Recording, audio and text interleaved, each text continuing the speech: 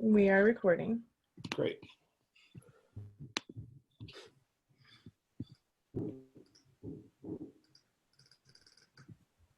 I'm making everyone a co-host, so you'll have the power to move around in breakout rooms if you like. Say if all of you get put into one breakout room randomly. Go to a different one. Do we know how to do breakout rooms, or will you do that for us? Poppy will do that. Yes, yes. With a click of her That's a new heels. Zoom experience. Yeah, It's fun. we've been working with Microsoft Teams a lot in my office since we all got blown out to remote work like most of the world. So I don't think it does that in Teams, but that would be nice. Mm.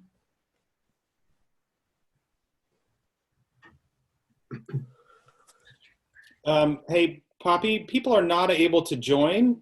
I don't know if we've got a wrong link, but it says the host has another meeting in progress. Design Leadership Competencies, Madison Stevens. I don't know why that's happening. Let me troubleshoot. Do you want to let the folks that are in this waiting room in, just so they're not confused? There's 5 that are set here, and just so that I'm letting them in. Okay. Poppy, we could probably send an email out through Eventbrite. I'm wondering if it says that meeting is still running, but it doesn't. So I don't understand what the problem is. That's not the first time we've had that issue today. Hey, Poppy, I'm just going to ask, I see a friend here I know, Walton. If your audio's on, the Slack link looks better. Can you tell us, so we're having some confusion about some links. Walton, where did you get the link to join here?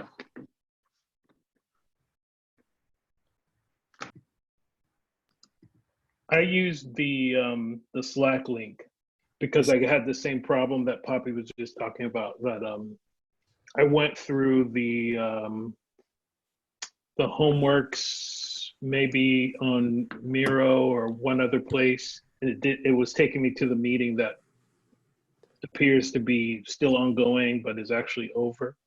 So the one that is on the Slack for today is the one that works. Interesting. Poppy, I could send everyone an email. I'm on it. Okay. Thanks, Walton. Mm-hmm.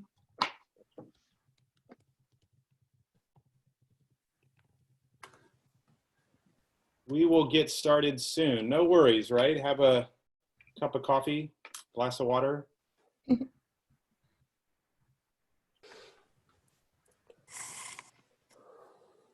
And I mean, Richard, we have this until 3:45, so if we need to go over, Right. we can. Okay. I just sent the email. It's in the internet ether. Great. So maybe we'll start a few minutes and we'll give this to like 1:07 or something like that. Or the email's got to get out there and then back.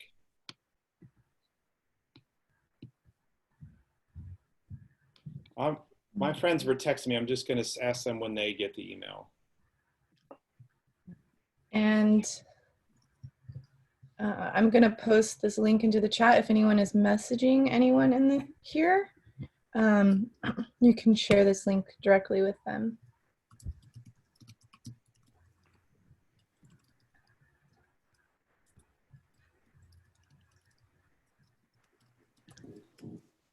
Eventbrite hasn't been very kind to us. I'm relatively frustrated with them. Yeah, I would say Eventbrite's been a little bit of the weakest link in this. Mm-hmm. They also, we pay for a premium account, and they so that we can have payouts as on a schedule. Right. And they decided upon themselves that they were going to hold all funds until 5 days after every event because of the current situation. Well, hopefully we'll get started. We'll talk about home. Good thing we're all at home and comfortable. If you're on, I see Brian made it. Hi, Brian. Hello.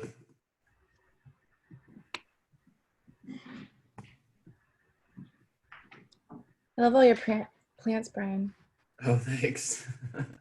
They're overtaking the room in a good way.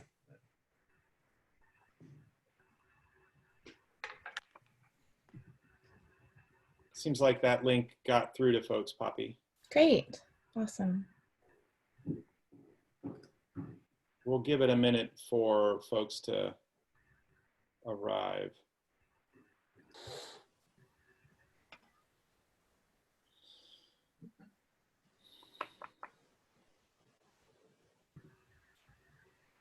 Your friend said they received the email.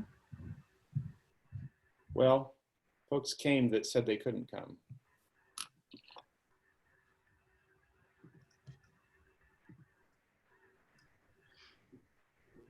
We'll give it to give it another minute, Poppy, 1:07. Okay. It's still showing that it's queued for some reason in Eventbrite. I'm going to post it in Slack again. Well, COVID has certainly been a stress test for technology, hasn't it? Indeed.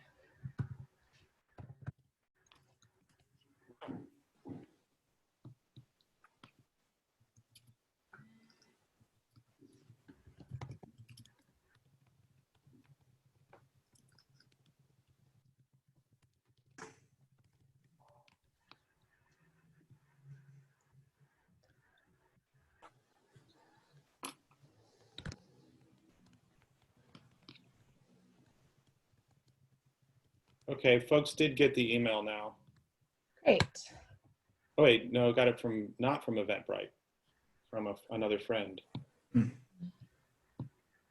It's weird, the Eventbrite emails take a minute to go out. Richard, the Eventbrite did not work for me. This is Eric. Hey, Eric. It worked yesterday. Yeah. Sorry, folks, we're having some. Ben sent me the right number, though. Yeah. So, We're trying to send another email through Eventbrite with an updated link, but Poppy, it still shows queued on my end. Yeah, same. Wish we could play music through this. We can. I have some. You can always sing, Richard. Well, that would be a form of entertainment, and I don't think it would be one that anyone would appreciate, but it would be entertaining. I think we could take a vote and see. I don't think that function works. Oh yeah, if you put a thumb up, Richard sings. Yeah. Like this, Richard. Yeah. Oh.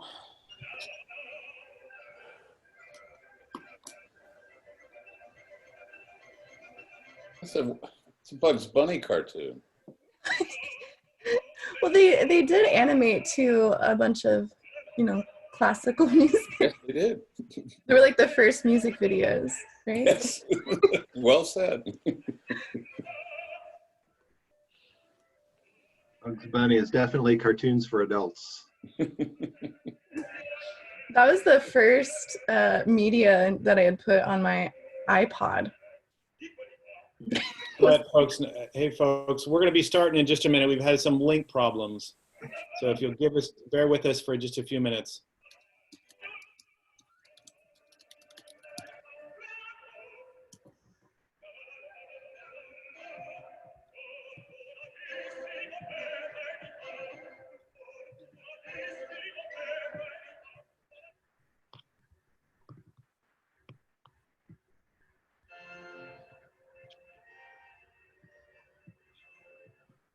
So weird, Poppy, that email says it's queued, but it hasn't.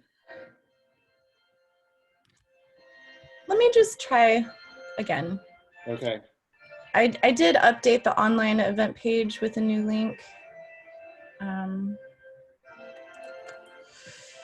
sorry, Richard. It's okay. It happens. Life's complex. Yeah, because we only have a third of how many we're supposed to. Yeah.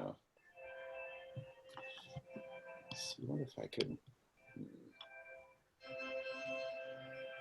Would it be faster, you think, to just export? Yep, that's what I was. Could you do that? Yeah. Oh wait, here we go. What, the link just came in. Just came in. Okay, great. Yay! So we'll give folks just a minute to get that.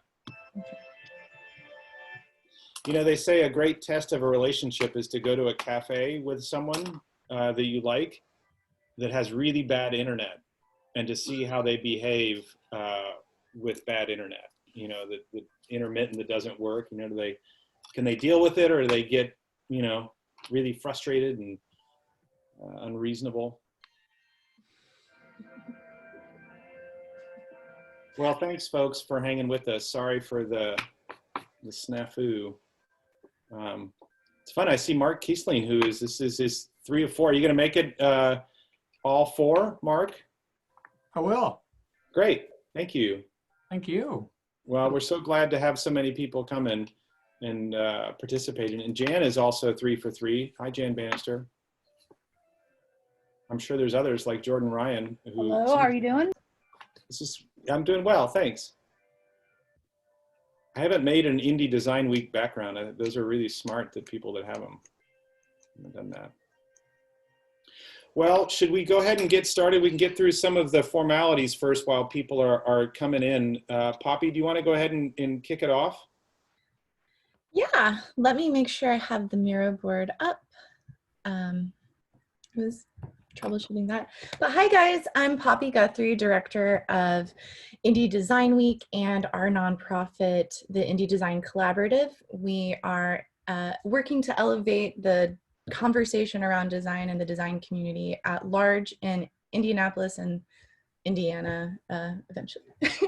So we are so happy to be partnering with the Columbus Design Institute for this series. It's a very timely and really quality material. We wouldn't be able to do this conference without our sponsors. So SEP and Salesforce have supported us, and we're truly grateful for them. I would like to invite you all to take a look at our Miro board, which I'm going to drop a link to shortly as I navigate there in the chat. And so on this Miro board, where now, oops, I want everyone in the meeting. There we go. Okay, so I'll share my screen. Don't mind all my crazy tabs. You know, it's like mission control over here. But the Miro board is a space where we are collecting a bunch of notes and information so that we have an archive of the conversation in addition to the recordings and the website. So you can either watch or play along, and in our breakout groups you can go there, add your notes. We'll add notes for every talk, and you can also join in and we'll take screenshots as we can to catalog what was said. Yesterday was pretty dense, as you can see. We had a lot going on, and you know, so today we'll be over here in home life. So I think that's it for me, and I'll pass it back to Richard. Well, thanks, Poppy, and it's been fun to see folks use Miro as a way to sort of take notes and to whiteboard ideas. So certainly encourage people to grab the link down there and go try that out. There's no right or wrong, Poppy. People can't really mess things up in there, right? So it's a fun and open space, and to give it a try. It's our way to use new technologies. So thanks, Poppy, and thanks, folks. My name is Richard McCoy. I'm the director of Landmark Columbus Foundation. And through our program, Columbus Design Institute, we're presenting Homeworks as a multi-day series to think about a response to the pandemic. So today, you know, we're thinking about home life. And suddenly our homes are, we're all at home, or many of us that are fortunate enough to be at home. And homes are serving many different roles now. They're schools, they're offices, they're back to being daycares, there are restaurants. All of these things that we used to, that so many of us used to use outside are all now happening in our home, which is at one point wonderful, and at another point really challenging, especially for those that are in the greatest need. And so we're going to explore that topic today with 4 excellent speakers. I'm really excited about that. But you know, I was thinking a little bit about this notion of home and place today. And before most of our public programs that we do at our organization, we have a land recognition. And this is an interesting thing to do, to say that you're recognizing the land that you're on publicly before a program. And I just wanted to say a few things, and that, you know, we are broadcasting, or I am, from the city of Indianapolis, which is the geographic center of the state of Indiana, which, you know, joined the United States in 1816. You know, we are literally in a state named for Indians and a city named for Indians. So our organization wants to recognize that we are on the ancestral lands of other peoples, those who built their homes around here for centuries. And instead of lighting their nights with computer screens, they use fires to light the dark sky. And so just underneath the floor of my house is the land that was ceded to the United States by the Miami and Delaware nations through the Treaty of St. Mary's in 1818. The nations of the Miami and Delaware still exist today and still have a relationship to this place. And so in that way, I just wanted to recognize, in a sense, of my home, of where it is and where our homes are in a greater span of time. So thanks for allowing me to do that. And so today we're gonna talk about home life from a number of different perspectives. And we had one last minute cancellation. Shireen was not able to come. She found herself in a place with poor internet. And so, you know, I think that's an interesting example of today's climate. We can suddenly be unsure of our internet. And so she's not able to make it, but we still have an excellent program, and maybe this will give us some time at the end to have a conversation. So we're gonna explore home life through the notion of design and community. And I've asked Mark Lindenlaub to kick us off in this conversation today. I'm really excited to hear from Mark about his work. Since 2013, he has been the executive director of Thrive Alliance. He's a resident of Brown County, Indiana, and has had a long career in improving the quality of housing in Indiana. I love this fact, is he has a Bachelor of Landscape Architecture from Ball State University, and also an MBA from the same school. So I'm really proud to welcome Mark to this conversation here and turn the screen over to him. All right, great. Thanks, Richard. You already mentioned Brown County. I was going to mention that I am speaking from one of my rooms in Brown County, kind of my new home office, as most of us have discovered.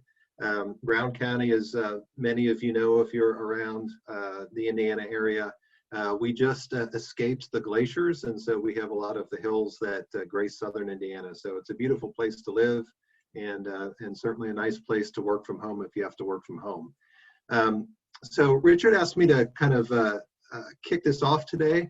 When I was first asked to join the panel, I was really curious about how the work at Thrive Alliance was going to fit into the conversation. So after thinking about that some and working on my presentation, I remain curious as to how that's going to fit into the rest of the conversation. So hopefully I'll be learning some things along with you as we begin to talk. So what I'd like to do today is just kind of kick us off, talk a bit about home from the perspective of our agency, some of the work that we're doing, and maybe some implications of the coronavirus as we're thinking about what our future looks like. So I am going to share my screen, if I can get the right one. Having multiple monitors is good and bad. You should be seeing a Thrive Alliance logo, is that correct? Looks great. Okay, very good. All right, so Thrive Alliance is kind of interesting as nonprofit organizations go. My background is from half of what is now Thrive Alliance, which was a very small nonprofit. We actually have about 110 employees, so we're rather large as nonprofit organizations go. So joining Thrive has been quite a learning experience for me. And we do a lot of interesting things around the state. So Thrive actually is a combination of two nonprofits, an area agency on aging, and I don't know, Aging and Community Services of South Central Indiana, Inc. I don't know why we ever wanted to give up that name, but ACS and Housing Partnerships are the two agencies that came together in 2011. And the reason we did that was because we had this belief really coming from both agencies that people will live better lives and have better outcomes in terms of health and quality of life as they age at home, where we all want to be, if we can make sure that they get all the supports that they need. And so we had two agencies, one that delivered in-home support services that worked with people, and one that worked primarily with resources to make houses better. And in the infinite wisdom of our funders, never the twain shall meet. And from the housing perspective, which is where I came from, we just never could accumulate enough resources to really develop the expertise to be as good as we wanted to be supporting people and families. So that's kind of what has driven us to, or drove us to bring these two organizations together. How we sort of manifest that is what we think about as housing plus services. So it's not just the structure people are living in, it's not just the supports that might ignore that structure, but it's really how do we make people's homes a place that really supports them and their goals and their aspirations as they can continue to age in place. Another way of serving that is we want to make sure we deliver the right service at the right time in the right place. 90% of us, if you look at polls, want to age at home rather than going to an institution. So that's the group of folks that we are focused on. And we also kind of follow this tenet that solutions need to be as complicated as the challenges. So we don't want them to be any more complicated, but where people are multi-dimensional, multifaceted, we really need to have multifaceted approaches to their success as individuals. And we felt that we could do that much more successfully as a combined organization, which created Thrive.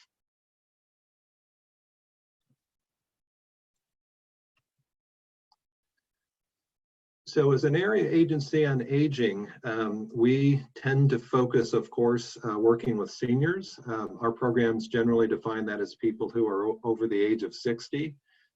Most of our funding will also support people who have disabilities, whether physical or intellectual or developmental, at any age. And then we also sort of have an overlying criteria of focusing on moderate, low, and very low income families. As an area agency, we have a defined service territory of 5 counties, which you can see there. And so that's where we focus our work with the housing services as well. We provide a variety of services to people to help them age at home. Information and referral is one of the key things that we do. That is something that's open to all citizens, all residents of the counties that we're in. And that's like a 211 with a focus on resources that deal with issues that people might run into as they're aging in place or dealing with chronic health conditions. We provide case management support for people as they stay in their homes. So we do not provide the in-home support services themselves, but we work with people to help assess their needs, help connect them with resources, and then we have partner organizations that come in and provide those hands-on services. So as you think about aging in place, our programs kind of work on a list of issues that they call the activities of daily living. And these are all things that we're familiar with because we do these every day. Depending on health and age, sometimes we get to points where we need a little bit of assistance with one or more of these things. And so that's the supports that we're able to bring in and help pay for in some cases for people to receive these kinds of services and supports in their homes. So according to the way our programs are designed, if you need help with 3 or more ADLs, under our healthcare system, that would qualify you for entitlement to a nursing home placement. So we often work with people that have 3 or more. So again, since we want to stay at home and not go to nursing facilities or other institutional settings, you know, we are working with people that are very much independent, kind of along the spectrum to those that could certainly be in nursing homes receiving a significant amount of care. At home is where we want to be again, and maybe not surprisingly, we can provide nursing home level of support services in people's homes at much less cost than a nursing facility costs on a daily basis. So our housing services, we have been developing affordable housing for 30 years now. This is our 30th anniversary with HPI as part of Thrive Alliance. That's where I started kind of down the social service path. In 1993, 3 years after HPI was started. We have done a variety of housing services over time. We do kind of look at housing not only as a physical product and tangible product, but a service that we offer to people. And we know that housing as a solution to situations means that there isn't a one size or one type that fits all. And so we have done home ownership, housing opportunities. We've created rental housing opportunities. We work with many special needs populations and kind of hard to house populations, single family homes, duplexes, apartments. So we sort of run some way along that spectrum of different housing models. And then as a community development corporation, we're also concerned about and focused on sort of the larger community, which is neighborhoods.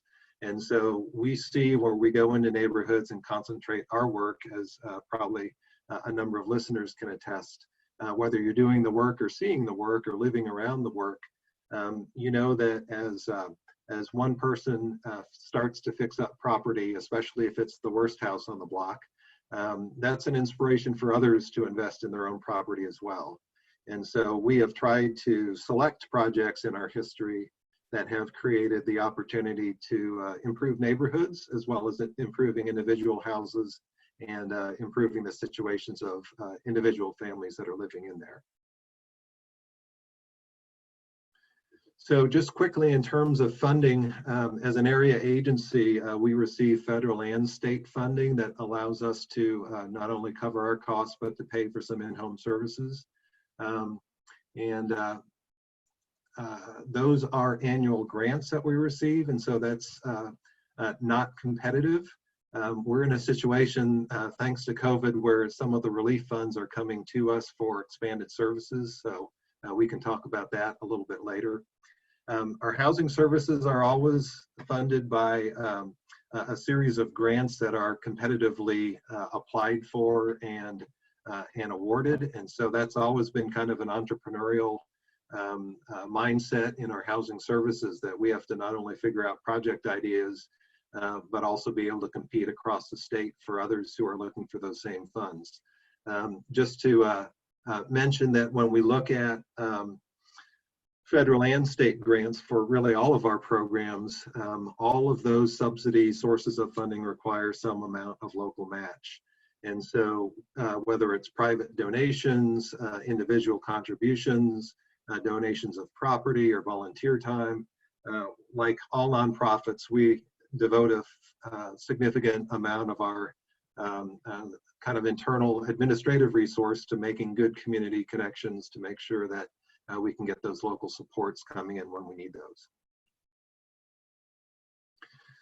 So kind of moving a little bit away from the agency to big picture, you know, we all, I think, from time to time have something that keeps us up at night or helps to drive our creative thinking. I would say for us as an agency, population and population trends are sort of the most basic thing that's driving our work. So if you think about us serving seniors as a business, you might kind of look at this graph and say that the trends are in our favor. At least we have a growing potential customer base going forward. What this graphic is showing is in that the orange band are the baby boomers. And so the first kind of left side of the graphic, if you have ever looked at these population spreads, what it's showing by the width of the blue or orange areas is the number of people within each age band. So the left side of the graphic is 1970. The right side of the graphic is showing 2012. And so what we're really seeing with this graphic is a couple of things. One is the baby boomers are illustrated because everyone focuses on them anyway when you talk about population. But if you look at 1970, there's a fairly kind of distinctive pyramidal shape to our population. We certainly have kind of a spread there for the baby boomers as they're coming in. But there's a relatively consistent taper as you get older, meaning that there are less and less people living to those ages. If you look at 2012, a couple of things jump out. First of all, you know, the lower 2/3 of that graphic, I guess I could get my mouse up there. You know, this part of the graphic is no longer tapered like it was in 1970. It's also a little bit taller, which shows that more people are living to older ages. Here are the boomers as they were in 1970, kind of pushing this shift in population. But the other interesting thing is to look at this band of millennials and recognize that there are actually more millennials around now, more millennials alive than there are boomers. And so where people think that the boomer population is a bubble, or you've heard the term silver tsunami, there's a couple of different ways that the boomer aging population has been described. I would suggest that it's neither a bubble nor a tsunami that comes and goes, but this is really a fairly permanent age population shift that is going to be with us for a number of decades. So again, this is about 40 years between 1970 and 2012, and then look at what's below the boomers and what the millennials are bringing along with us. So that's a significant change in our population and a significant driver for how we're thinking about the work that we do going forward. Clearly, one of the things that is going to be happening as boomers continue to age and push that average age up, more and more people are going to be retired with less and less people working. And so we feel like as an agency, we know people want to stay home. We know they want support services, but we also know that the trends in the population are going to be making that sort of tougher and tougher when you think about workforce and workforce issues. So from the federal level, one of the sort of mantras that's come out of the medical system redesign and rethinking has been this notion of what they've been calling the triple aim: higher quality, lower cost, and better outcomes. This is definitely being kind of touted in a framework where we're in a world that it's not an either or. You know, we can't say higher quality if you give us more money, or better outcomes if you give us more money. You know, we can't lower costs and let quality go down. This is not an either or, this is a both and in this case it's a and since there are three of these things. So that's kind of what's driving us in terms of long-term and larger trends, is this notion that the population is shifting. Our services are going to have to shift in some fundamental ways, not just kind of tweak what we do to make it a little bit more effective or a little bit more efficient going forward. We really have to embrace higher quality, lower costs, better outcomes going forward. And so to kind of operationalize this, as we've thought about this for our agency, and this graphic is a couple of years old, so it probably needs a little bit of updating, but we've really kind of squished together two models that are driving our thinking. In the center of this graphic is a dimensions of wellness model. This is the 7 dimensions of personal wellness. You can get anywhere from 4 to 12 dimensions, I think, if you Google this model, depending on how the different areas are broken down. But really, it's the notion that we recognize that people are multidimensional, and we can't just provide one slice of service in their lives without recognizing that there may be some challenges in other areas that we want to make sure get addressed as well. So that's kind of the personal piece of it. And then thinking from a community development perspective on the outside of that is sort of one of the ways that the livable communities set of models has been described. And so one of the ways that that model sort of manifests itself in terms of describing what a livable community is to say that a livable community for its residents are going to address basic needs, enhance physical and mental health, help people maximize their independence, and then also promote community and social engagement. And so our model of work is really looking at the kind of dimensions around each one of us as individuals and recognizing those within a community that we know has to be a supportive community. We'll never have enough resources ourselves to meet all of the needs of the people we're serving, and we need to be able to link our clients with supports and other services and opportunities out in the community that they're living in. So to take that just kind of one more step, you know, here is just those 4 quadrants of community support kind of cross-referenced with some of the programs and services that we offer through Thrive Alliance. So Richard, that's kind of what I was hoping to kick us off with, talking a bit about the agency, kind of the bigger trends that are driving us, and then how we're trying to think about how those trends drive our work and our thinking about people as they age in home, as we all age at home, and try and make sure that we have a high quality of life while we do that. So in thinking about the rest of our conversation today, just wanted to let you know that we're pretty excited about a project that we're working on in Seymour, Indiana. We have a tax credit award of funds for this project. This is going to be a 64-unit senior housing campus, a wellness campus, right adjacent to Schneck Medical Center in Seymour, which is Jennings County. And so before COVID hit, we thought this was kind of the pinnacle of sort of our philosophy of housing plus services with a focus on seniors. So we're designing the building, we're designing the grounds, we're partnering up with Schneck and other community partners, not just to create an apartment building for seniors, but to really think about how the design of the building and the design of the common spaces in particular can facilitate healthy lifestyles, not just wellness classes and activities, but you know, really encourage around those different dimensions of wellness, physical health, mental health, spiritual health, and all those other dimensions as well.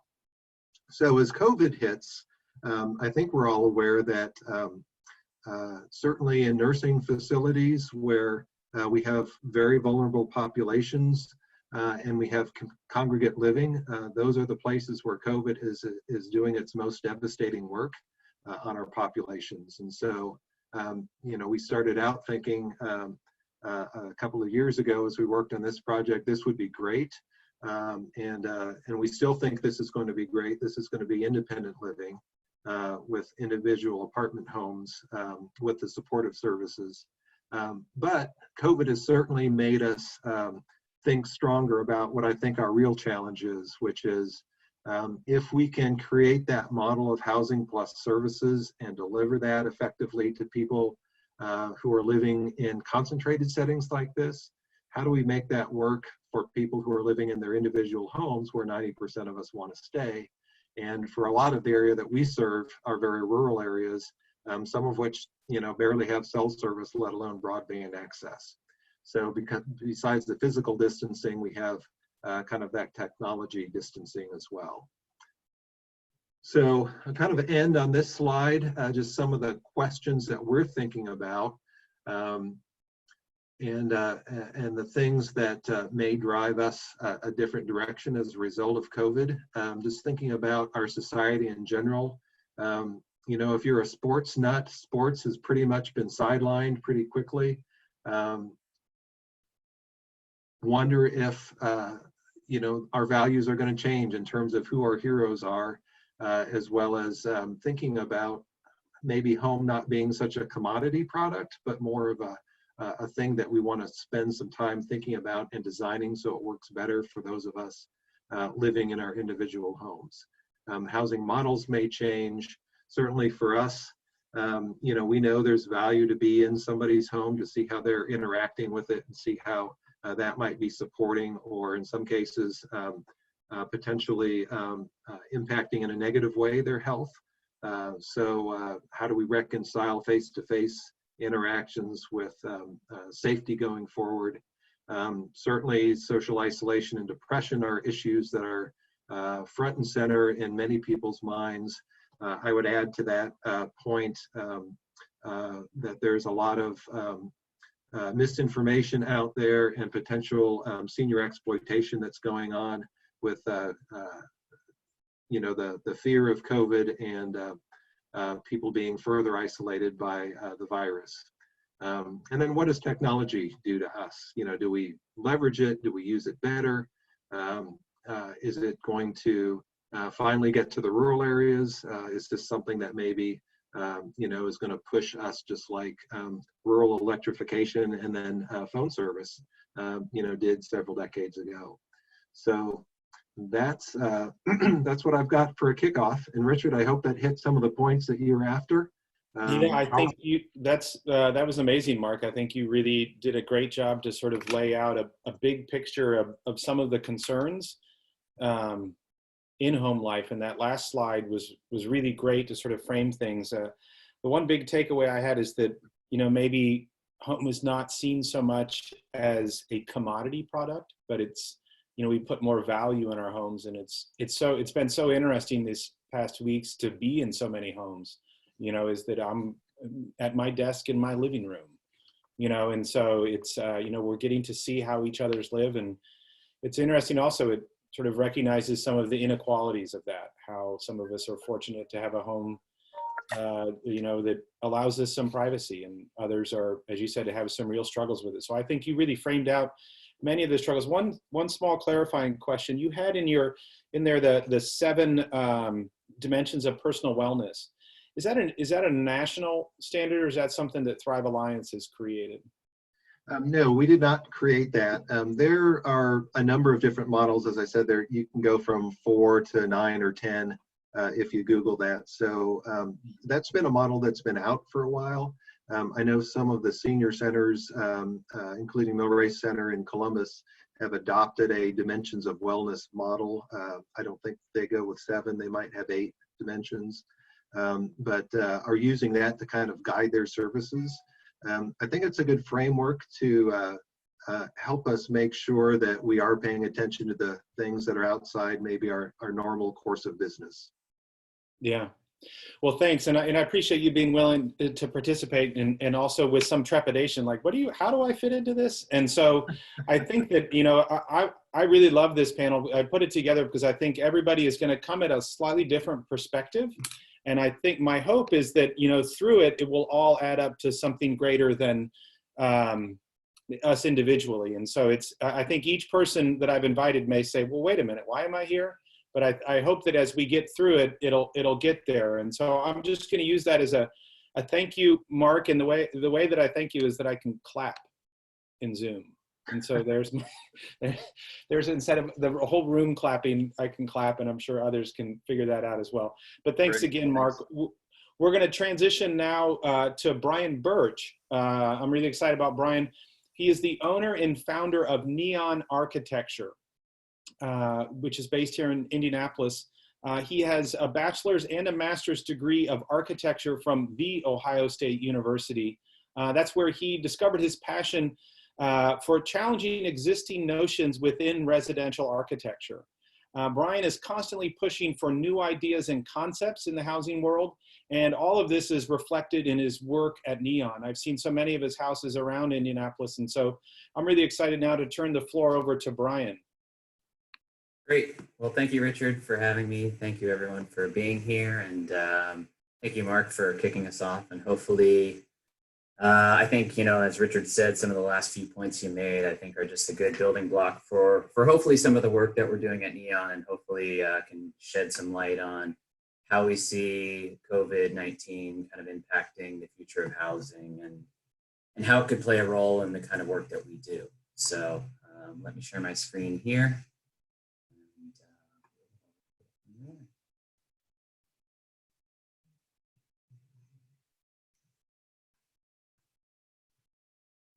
Okay, so as Richard said, I'm the principal architect at Neon Architecture, and we are a small practice based in Fountain Square in Indianapolis. And the majority of our work is small scale residential work, primarily focused on urban infill housing. But again, as any business sort of grows and evolves, that work has continued to grow and evolve as well. So, while a lot of our early works were small infill housing opportunities, we're sort of seeing this interesting dynamic between small scale, modern, urban, sustainable housing, and also kind of on the other extreme, more kind of rural, this whole sort of like classification of sort of people looking to kind of live off the land in larger rural areas as well. So it's been a really interesting time as the virus has hit to sort of look at those two paradigms of the urban dwellers and kind of like almost in a way the isolationists who want to live off the land and sort of do their own thing as well.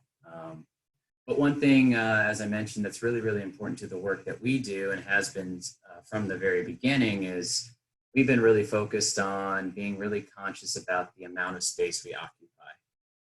And also the kinds of clients that we work with. It's been really important for us to, I guess, kind of break down the perception that the architect residentially primarily only works with the super high-end clients. And from the very, very beginning of Neon's work, we've been really focused on trying to challenge that perception and to say that architects don't need to just work on super high-end housing. We actually have the opportunity to work on a much broader range of housing typologies and a much broader range of demographics as well.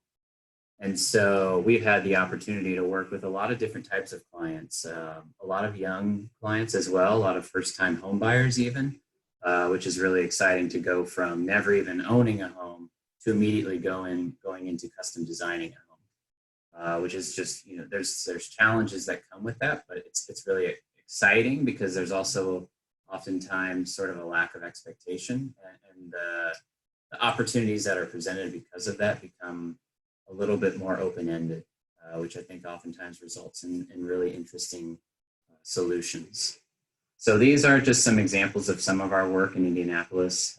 As you can see, all of these are, well, almost all of these are single-family houses. That gives you a little slice of the kind of work we do.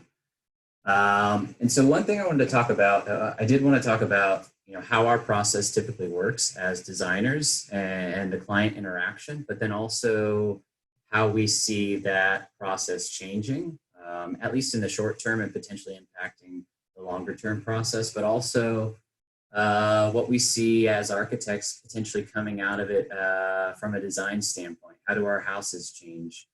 How do the places we live change because of maybe changing circumstances, or even just the realizations that have come about because of the way we've had to at least temporarily adapt our lifestyles. And I think Richard also mentioned it as well. It's like we're spending a lot more time in our houses, and I think a lot of us are getting to know our houses in a different way. And I think it's presenting a really great opportunity, Mark, as you said, is homes are not just a commodity. And I think that we need to be really, we can use this as an opportunity to really kind of present to people that, we need to be really smart about the kinds of decisions we make in our homes and where we put our energy and our resources into each and every one of those spaces. So, kind of to briefly touch on our process, as a residential architect, which is most of the work that we do, we often have a very, very close relationship with our clients because you're designing the space that, even without these circumstances, it's the space that people spend most of their time in. So you need to know them really well. You need to know them personally. You need to, kind of understand how they live and how they operate. And I think the one challenge that we've sort of realized during the quarantine is, when you have those initial meetings with new clients, it's usually in our office. And a lot of times what happens is those clients come with kind of almost a curated experience to present to you while they still are opening up and sharing how they live and how they want to live. I think a lot of times there's still this kind of curated version of who they are or who they want to be that you have to kind of dig through and peel away to get to kind of the root of who they are and what's really important to them. And I think, in an interesting way, while we've sort of been physically separated, there's this really new kind of actually opposite effect that's happened. And it's this sort of humanization of people because the reality is a lot of people are living in situations that they've never had to deal with before. So people are working at home while their kids are running around in the background, or they're tugging on their arm, or the dogs are barking, or, the baby's crying, or the spouse runs across the screen in his underwear. It's like all these crazy circumstances that I think in a way have really actually kind of stripped down a barrier and allowed us to see people maybe even more authentically in some ways, because they really can't hide it. And I think that's been a really exciting evolution that's come out of the video chat, is we get to see our clients living in their own houses. And we get to, see them sitting on the couch, lounging around. And I feel like they feel a little bit less, they don't feel the need to be on as much. They can be more of who they are. And I think, that's something that we hope that we'll take away from this process, is how do we kind of capture that essence as we move forward with some of our additional work in the future. So as I mentioned early on, and also in some of the relevant articles that you might have seen in the Indy Design Week tab, we want to talk a little bit more about how we think COVID-19 and potentially future pandemics may impact the design of our houses. And in one of those articles that was titled How Previous Epidemics Impacted Home Design, they talked a lot about different aspects of the home that kind of came out of fear of cleanliness, so storage and subway tile, linoleum, various products that were really designed to either highlight dirt or in a way to kind of minimize or simplify the cleaning process. And it gave us an opportunity to kind of immediately reflect on how we think about that in maybe a slightly different way. And one of the things that we've always really pushed clients on is this idea that the easiest start to that is size. And we believe that, well, I think most of us know that the average American home size continues to grow and grow and grow. While we've seen some fluctuations in recent years, the trend has still been relatively upward. And since 1960, the average American home size has doubled. And so, reacting to that as architects, it's been a really, really important push for us, not only from a sustainability standpoint, but also kind of in the same idea about maintainability and manageability of your personal space. That scale is one of the sort of biggest decisions we can make that can help influence the way people live and operate. And I think that really does come back to this reality of people spending more time in their spaces now. I think a lot of people probably or hopefully have sort of come to that realization that, they experience their space in a different way.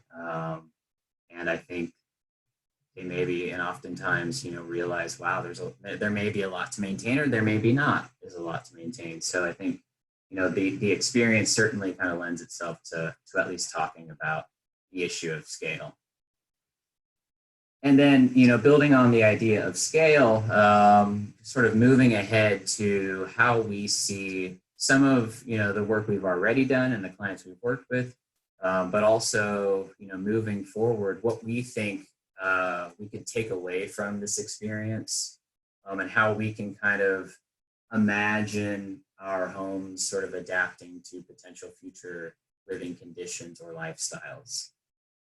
And so I think one thing to point out is I designed the home that I live in, and I designed it with the intention that it would be the home of Neon for a while. So there was always an intention that it would have some sort of office space as a component of the house. But many of our clients, because of already being in sort of a more digital era where there's already more of an ability to work from home, many of our clients have already had that sort of built into their requirements as we've started the design process. But one thing that we see coming out of it is, I think, more of a really kind of hyper version of that, where maybe there's an opportunity now for us to kind of rethink the way we do business and the places we do that business. And in some ways, it's not even really that new of a concept. I mean, you can look to older American cities, even small rural towns, where oftentimes the owner of a business would live above it. And while this doesn't necessarily address issues of distancing, quarantines, and shutdowns, I do think it sort of presents the idea that there could be a kind of reaction to even more local, where you now have the ability, because of quarantine, to understand that you can exist in your personal home space, and you can allow it to function in a lot of different ways. And I think that there's an opportunity as architects and as planners and city developers to really kind of maybe see that as an opportunity to almost exploit that and play it up and say, okay, well, people are already finding ways to adapt to their homes and to still work from them. How can we actually begin to think about homes moving ahead as being a sort of incubator of business? How do we design them in a way that allows for flexibility, but also allows for some idea of commercial space? So now it's almost like a mixed-use building within the house itself. And it may not be a public-facing thing, but I think that it could be. And I think that it could present an opportunity for a really interesting fabric within cities where you allow for small businesses to almost pop up in people's homes. And in some ways, it takes away from some of those barriers to entry. You minimize overhead costs, and you allow for adaptability and flexibility, where we're seeing kids at home, and maybe a parent is able to run a small business while their children are at home if they have a house that's designed with that in mind from the get-go. The second piece that we've also kind of at least thought about recently is this idea of kind of a transition space. Again, not really a new idea, this idea of almost like an interior vestibule in a house, or a space that's very typical in Japanese architecture, this kind of transition zone from the outside world to the inside world. Kind of a decompression, decontamination zone almost, where a lot of us have either done or, heard a lot of talk about disinfecting things and kind of taking things away or removing shoes and whatnot. And I think this is something that we could potentially see coming out of some of this virus, is this idea that maybe there is a little bit more consideration for how do we transition back into our homes, and our homes becoming a little bit more of kind of a sanctuary of sorts, and what does it look like to transition from the outside to the inside. And I think beyond that, the other piece that I think has been really kind of interesting to see happen is the way people have responded to the start of the quarantine, and the way the grocery stores struggle to keep supply. And I think this opened up a couple opportunities, and I think conversations within the work that we do in terms of how we treat our outdoor space on our personal residences. And while a lot of our clients tend to be environmentally minded, so they already have ideas about gardens and sustainable landscaping practices, But I think that this is something that, again, is going to come into play more and more, is this idea that not only do we need our green space when we're at home all day as a kind of a breath of fresh air, but we also need to consider our green spaces as sustainable, functioning pieces of our property. And now they have, I think, more than we've even seen we've seen the trend for a while, but I think it's really even heightening now, is the idea that our properties can be more productive, and how can we take advantage of that? And how can we design our homes to better connect inside space and outside space? Because if you're going to be there for an extended period of time, I think that issue is definitely, that comes into play, and this idea that there's a lot of value and power in even being able to visualize the connection between the indoors and the outdoors. And I mean, even on our own property, I mentioned my house before. We live in a house that's under 1,100 square feet and have a very small property, but we've made an intention to really occupy each and every corner of the property. So you can see on the image on the left, that's our side yard last summer, and really just packing it full of things, whether it's produce or various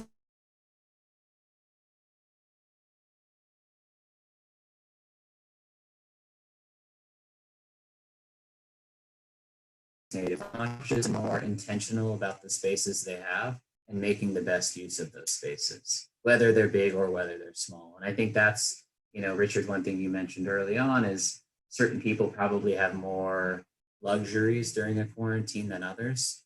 But I also do think that even in a small space, there's a lot of designing that can happen to help make those spaces function more appropriately for their occupants.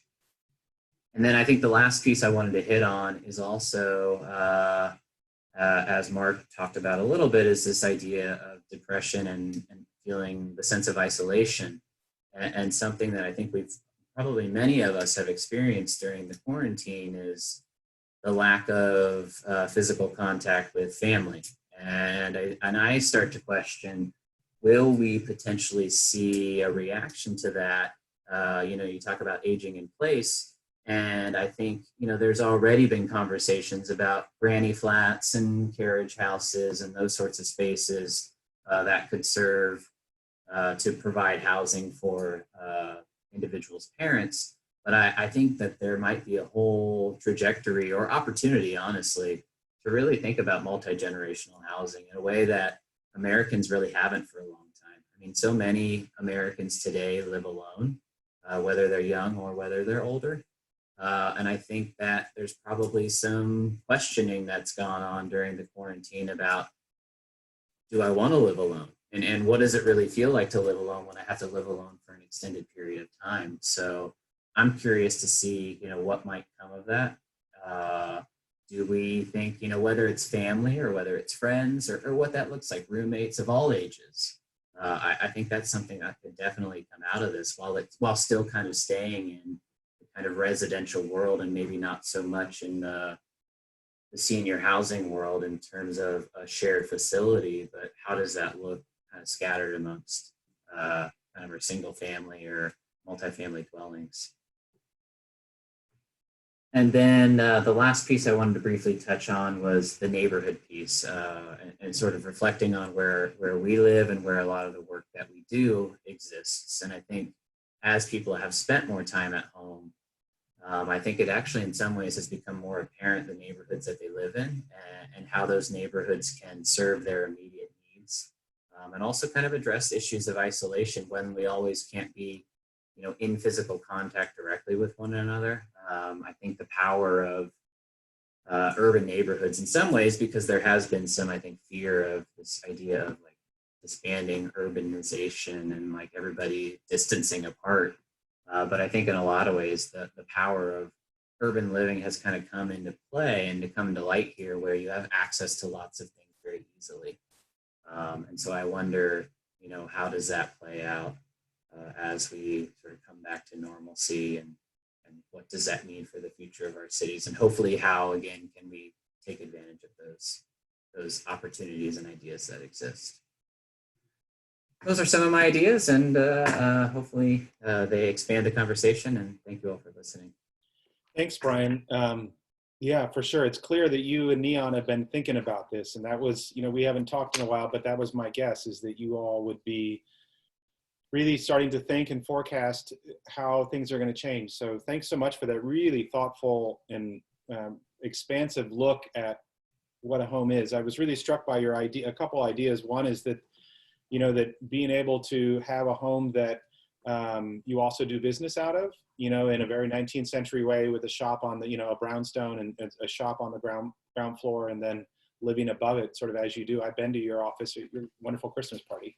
And so, knowing that, it's sort of right connected. So and the other thing that comes with that is that we've seen so many laws and, things change so quickly in a month and a half, that you could see how potentially zoning laws could change.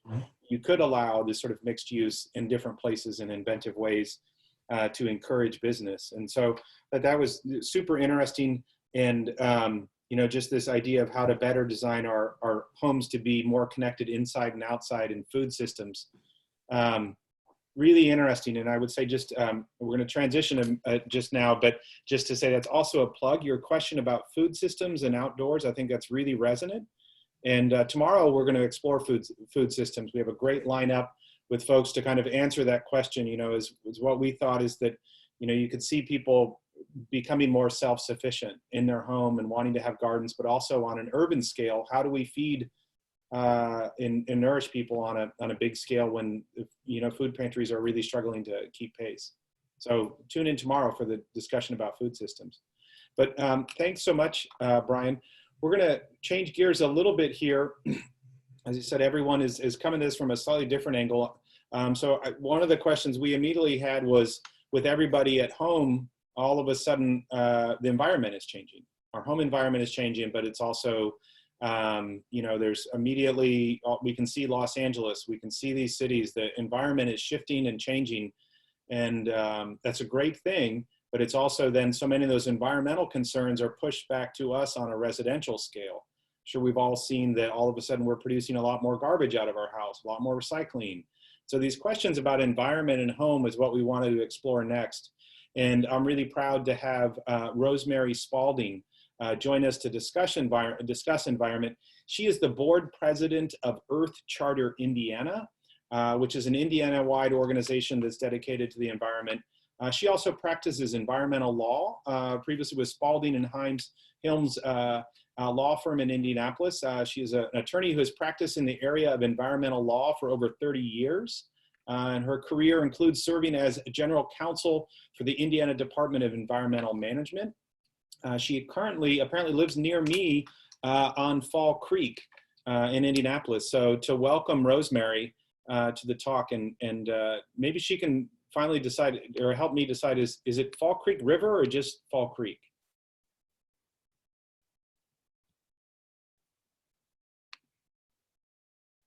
Oops, I need to unmute. There.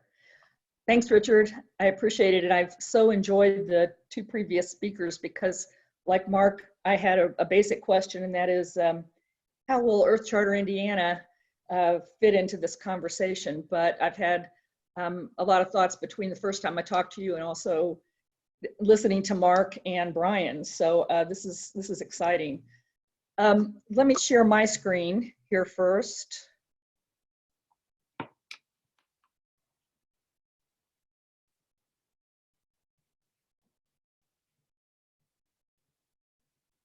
I'm trying to do it right now. We had it going earlier. I did, and I'm choosing my, there we go. And I need to put this in slide format, I know. There we go. Perfect. Okay. Not sure why it's not on the left side of the screen, at least on my computer. I don't know whether it is on yours or not, but I thought I'd spend it as a full screen. Yeah. Okay. I thought I'd spend just a few minutes just giving some information about the organization, Earth Charter Indiana, and then talking a little bit about our foundational document, which is the Earth Charter itself. Earth Charter Indiana was formed in 2000 to promote the Earth Charter principles in Indiana. And we have, our mission is to do that through programs, and I'm not able to see my own screen here, the whole thing, because of the photos on the right. Is there something I can do to minimize the slide? Sorry about this. No problem. So you can hit in the near the images, and I'm not exactly sure where it is on yours. Poppy may be able to help me out here to how to coach you through this.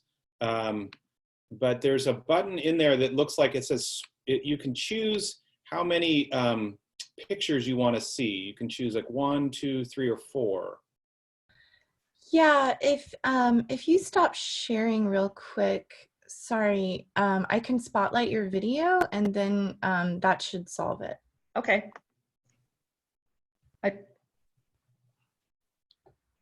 I tried to get out of it. Here, and then I'll spotlight you. And then you share your screen again. Did that help? I still see the entire slide with pictures in front of it. So sorry, hopefully I can figure out, I know it well enough that I'll know what I'm trying to say here.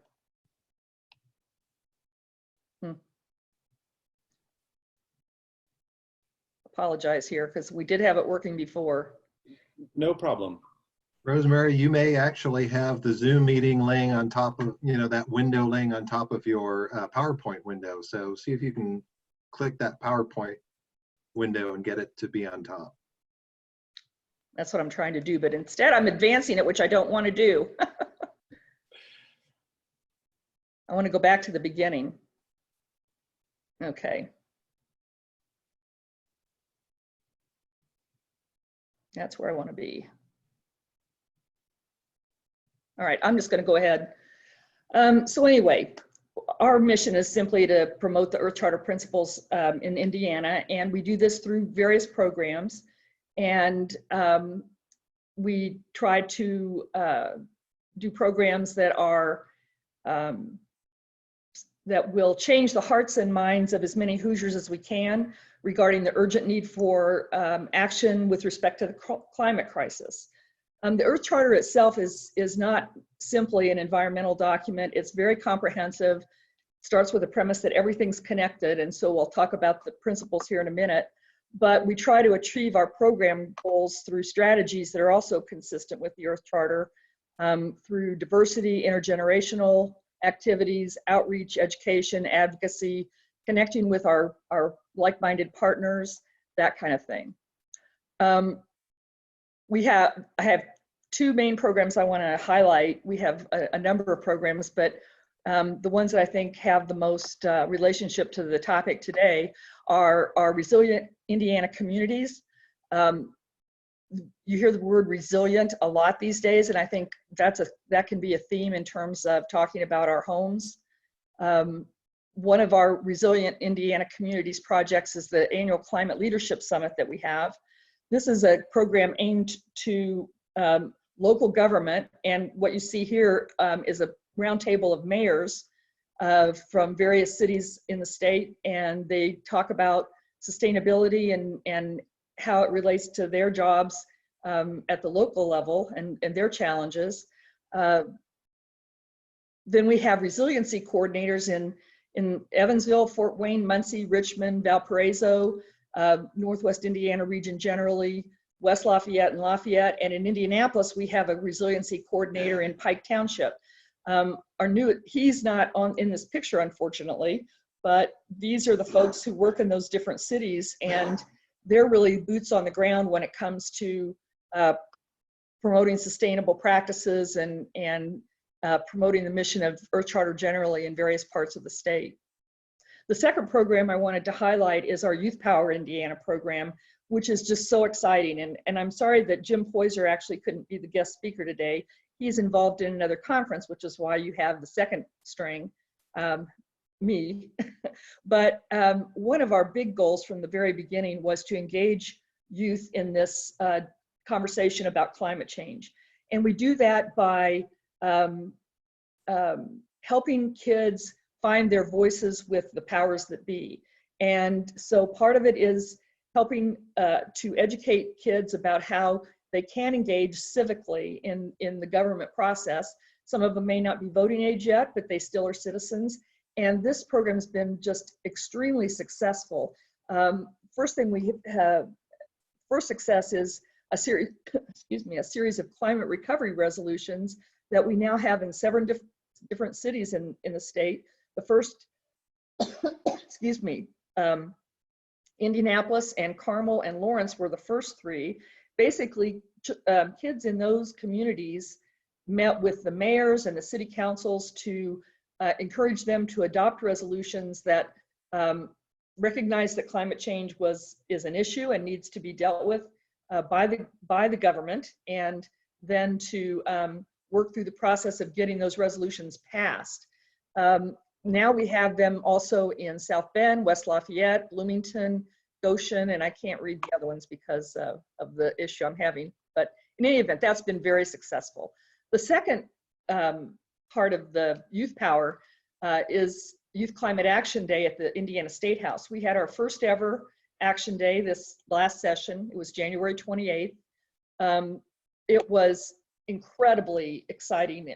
I just get chills thinking about it because we had almost 200 kids there from schools, parents taking their kids out of school for the day, classrooms attending in a group. And the first part of it was hearing from speakers, all of whom, most of whom I should say, were actual kids, high school kids, and a couple of college age kids, talking about why this issue is so important to them. And obviously it's important because it's going to affect their lives in the future as well as their kids' lives. The day was spent then after the opening with the kids meeting with their representatives and senators and talking about particular legislation that was going to be discussed during this last session and giving them their views on it. We also have climate camp every summer and during off times in the school year. So if you've got kids and are interested in that, I encourage you to look at our website.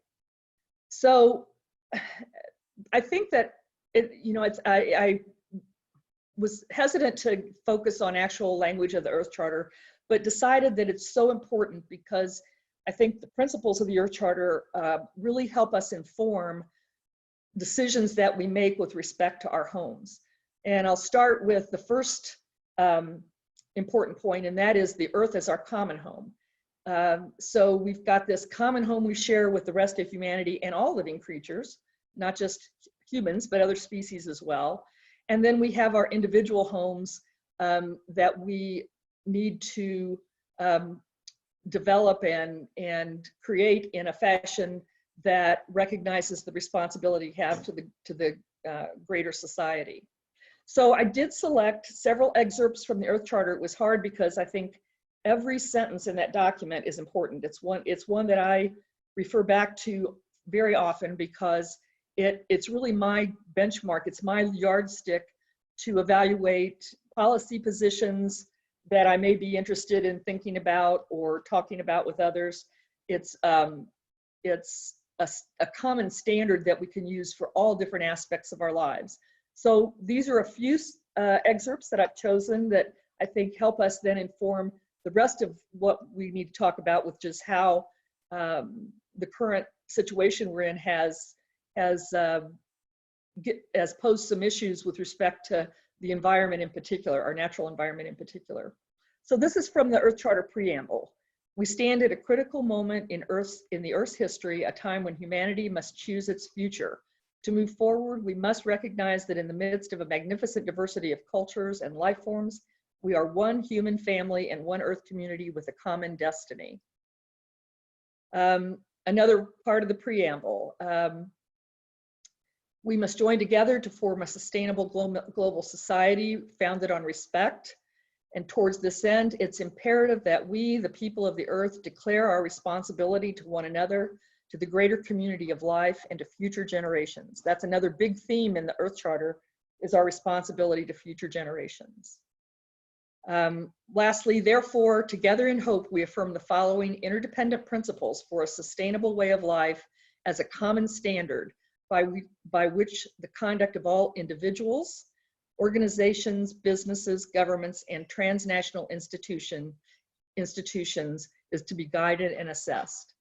So with that as kind of our backdrop, the four pillars, we call them, of the Earth Charter are respect and care for the community of life, ecological integrity, social and economic justice, democracy, nonviolence, and peace. This demonstrates, I think, that the Earth Charter is actually a very holistic document and a holistic set of principles. Our environment is obviously a huge part of that, but not the only part of it, and that, in fact, everything is connected. And that's, I'll mention that that's really why we focus on climate change, in particular in Earth Charter Indiana, because it's really the challenge for our time, and it does show that everything is connected. We can't live in the silos we've become used to living in. We have to consider the whole when we're making decisions. This is from, I just put where in the Earth Charter you can find the rest of these snippets here. This one, I think, is very important because it does talk about, it addresses decision making. And really, our lives are nothing more than a series of decisions we make every day. And so we need to ensure that decision making addresses the cumulative, long-term, indirect, long-distance, and global consequences of human activities. And put another way, I think that as we make decisions, as we, in our everyday lives, the challenge is, how do we make sure that we are minimizing our impact, our negative impacts in our environment?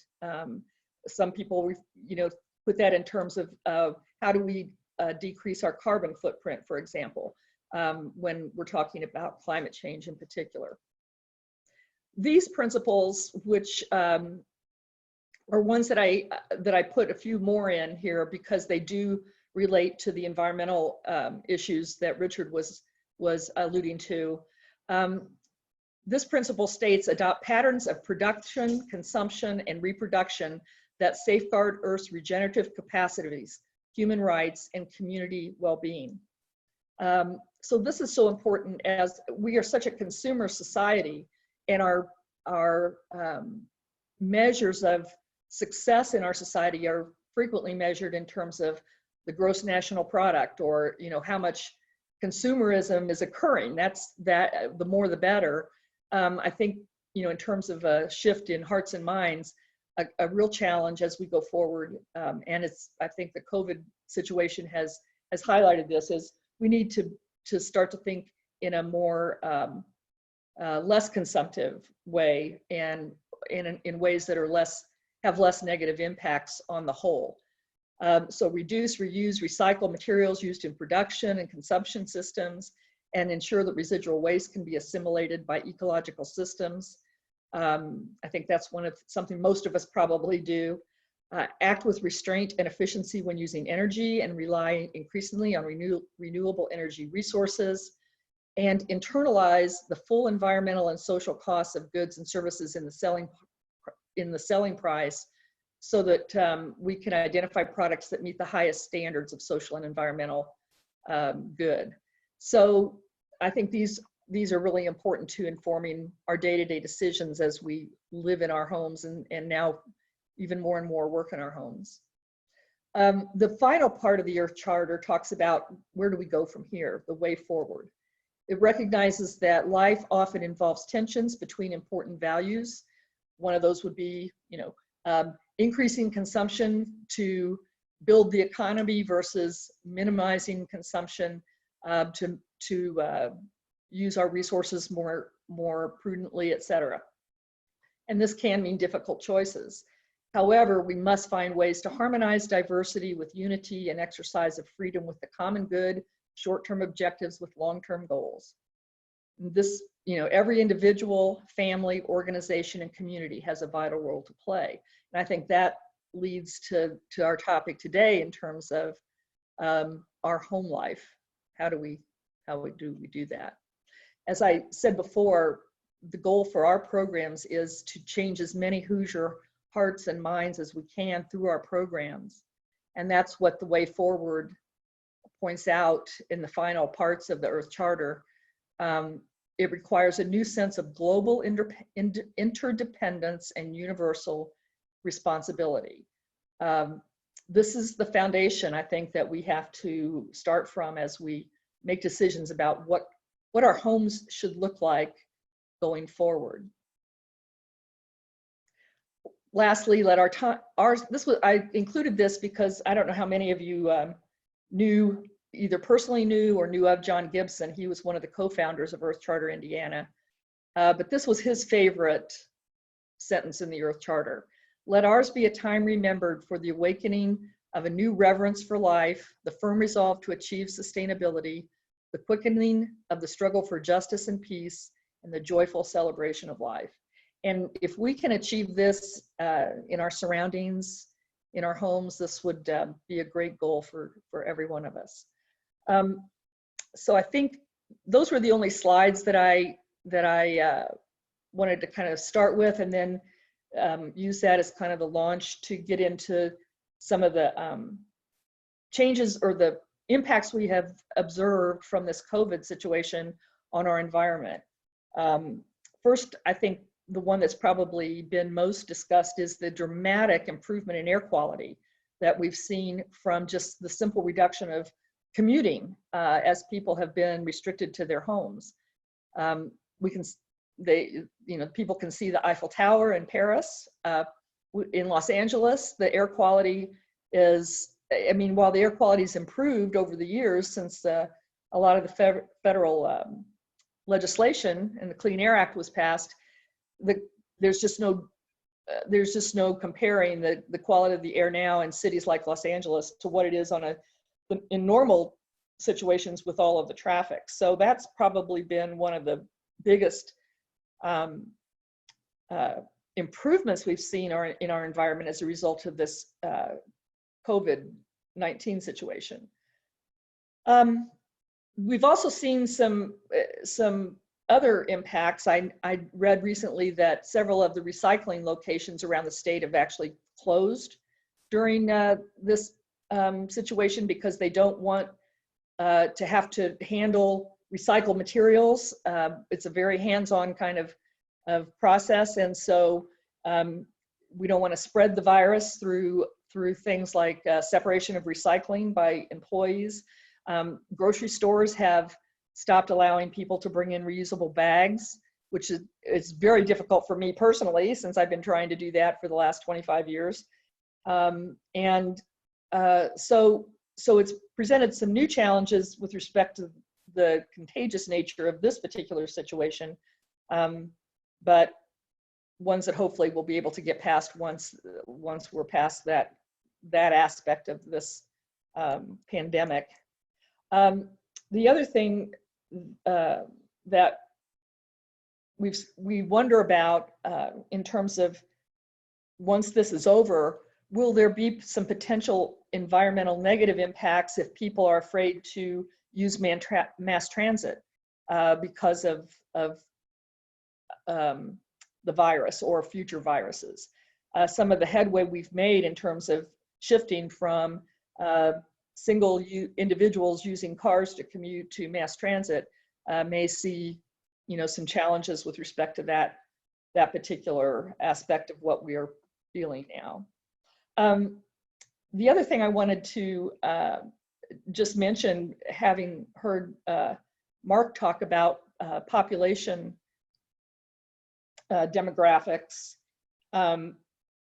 it's something it's really interesting to kind of see, with the baby boomers coming into the silver citizen category, and then the stability of the population from there. There was a survey that I just became aware of yesterday, as a matter of fact. Seventh Generation, the company that does a lot of the cleaning supplies, et cetera, personal supplies, did a survey, and this is astounding. They found that among the Generation Z population, 78% have said that climate change, and I'm not talking about the COVID situation, climate change has caused them to make a decision not to have children. 78%. Now, they may, change their minds as they get a little bit older, but that statistic just kind of blew me away. 70% of millennials, which is the next older generation, said that it's affected their decision whether to have children or not, and 70% are leaning in to not have children because of climate change. The survey found that 73% of millennials say that climate change has impacted their career path decision, and 73% also said that it has impacted their decision on where they want to live. I think we're looking at a whole new set of a whole new paradigm with younger Americans, and we've observed that in our Youth Power Indiana program as well. These kids learn the science of climate change in school, whereas the older generations, we learn it anecdotally from articles we read, things like that. Many are not attuned to the actual science of climate change and the urgency of climate change, that didn't learn about it in school. But the kids are all learning about it, and they're acutely aware of it, and they're very fearful and have a lot of anxiety associated with it in terms of their quality of life in the decades to come. So moving kind of from some of the environmental impacts of the COVID situation that we've observed, wanted to just think out loud a little bit about how the Earth Charter principles and this change in thinking about climate change and the impact it's going to have can relate to how we organize our homes, starting with just the decision to where to locate, what materials to use if we're either building or remodeling or retrofitting a home, what decisions we want to make in terms of appliances that we use, how we can look at our home in terms of a systems analysis. We have energy use, water use, our food consumption, waste. And so I'm just going to use kind of my own experience as an example here. We lived for 30 years in Irvington before recently downsizing and moving to Fall Creek area. And we lived in a 120-year-old home that was designed to take advantage of breezes, crosswinds, the direction of the sun. And so it was interesting that we could really take advantage of the design elements of our old home as we tried to reduce or limit the amount of heating and cooling we did in that home.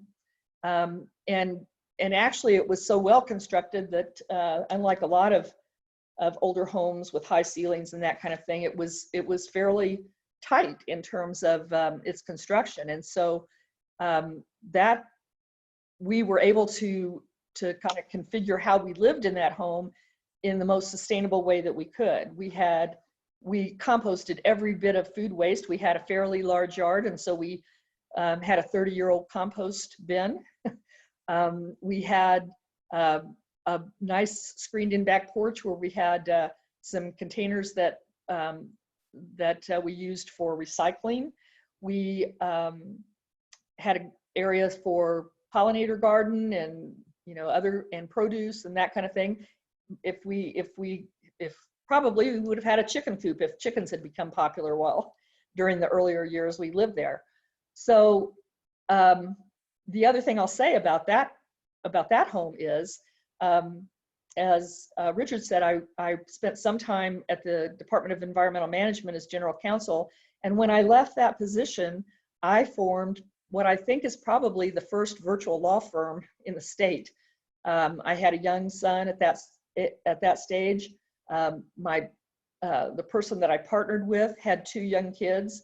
And so we decided when we left IDEM that we wanted to start an environmental law firm, but we had both worked in firms before our time at IDEM. So we were familiar with the typical law firm offices and setting.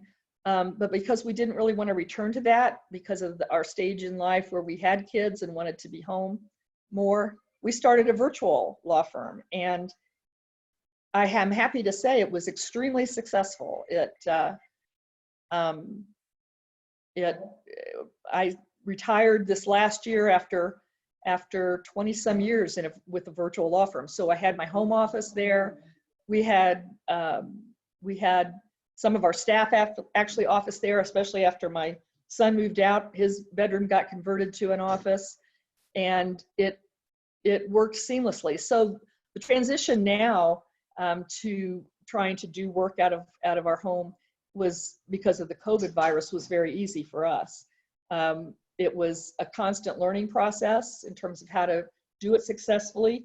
I went through, how do you make sure when you're on a conference call that, what do you do if the dog starts barking? And during the summer times, I had a stop sign I put at my office that my son knew meant, do not interrupt me unless you're bleeding and it's an emergency. So it really was a great experience. I'm very thankful that I was able to practice law that way for the duration of my career after I left the more traditional settings. So the whole process of downsizing really was a very revealing process as well, because I thought about it in terms of why did we need all this space to begin with? Getting rid of 30 years worth of stuff really opened my eyes to how little of all of our stuff we really needed and used on a day-to-day basis, and how we had a real desire to go to a much more minimalistic lifestyle as we looked for a place to downsize. And now we were so fortunate to find a place. It's a condominium developed in the 80s, where all of the units are designed and built to be in harmony with our geographic and natural environment. I live on a little branch of the Fall Creek, so there's a ravine, no tree, minimal trees cut down to build the unit where we are. The whole development is that way. And so it's again reemphasized to me that how we live our daily lives should be very intentional and very grounded in sustainability principles, and it's really not that hard to do. The real challenge sometimes is that our societal institutions have not caught up with that. It's not easy necessarily to buy local produce and meat products if we eat meat. The utility companies aren't very friendly to renewable energy used on a local basis. So as hopefully more and more of us individually make decisions and make choices to live in a way that's more sustainable and in harmony with the environment, eventually our governments and our businesses will catch up with that and make it easier on everybody to accomplish that anyway. A couple of other things I just wrote down as people were talking. I think one of the things we've talked about a lot in the context of climate change is the notion that we will have climate refugees in our future. Indiana actually is in an area that is pretty ideal in terms of being able to adapt to climate change. And as a result, we may see lots of climate refugees in years going forward. If you'll remember, after Katrina, I don't know if any of you experienced this, but I met a lot of people who moved from New Orleans to Indiana to be with family and actually relocated here because they weren't able to really redo their homes in New Orleans. And so I think we can expect more and more of that. So to the extent we can design our homes to be intergenerational, we may have family climate refugees that we will want to be able to come live with us in the future.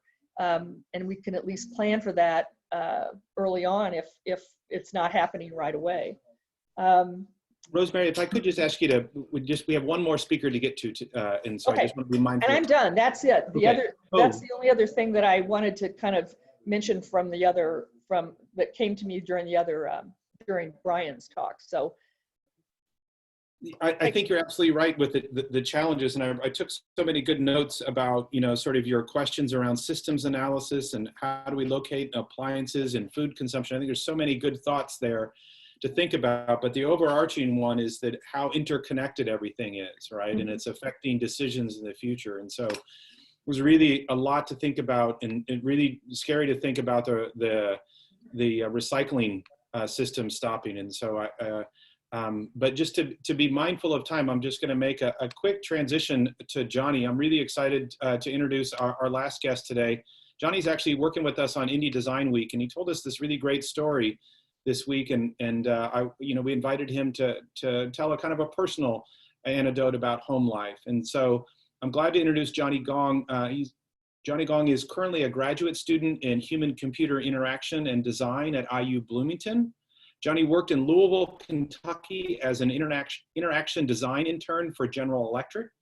They received a bachelor degree in engineering in microelectronic science and engineering from South University of Science and Technology of China, a national research university in Shenzhen, China. Thanks, Johnny, for being here. Hi, everyone. Thank you, Richard. Let me share my screen first.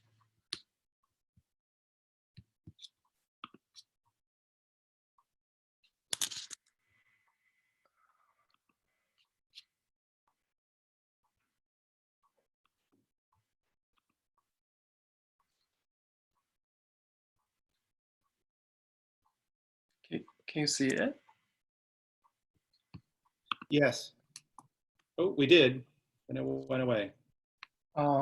Is it the Miro board, right? It was Miro board. Okay.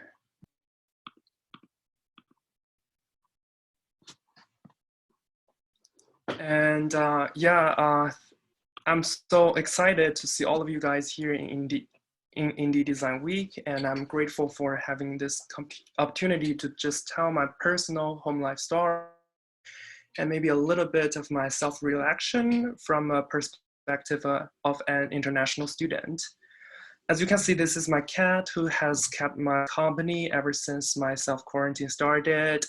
I've been staying at home for almost 2 months, and literally I just met with less than 5 people in person during this whole pandemic time. And this, as you can see, this is like how the campus looks like back in February this year, and this is how it looks like right now. Like the picture on the right used to be like the most crowded bus stop on campus at Indiana University in front of the library, but now it's, you know, empty and sad. I don't have a car personally, as a lot of other international students would do. We just take buses to commute between our home and school. The bus used to be a crowded place where people have small talks before or after their classes. Those are 2 of my classmates. And on the right, it is what is going on the bus right now. It is depressing. The space is divided into 2 areas to protect the drivers, and there are literally just no people there. I remember that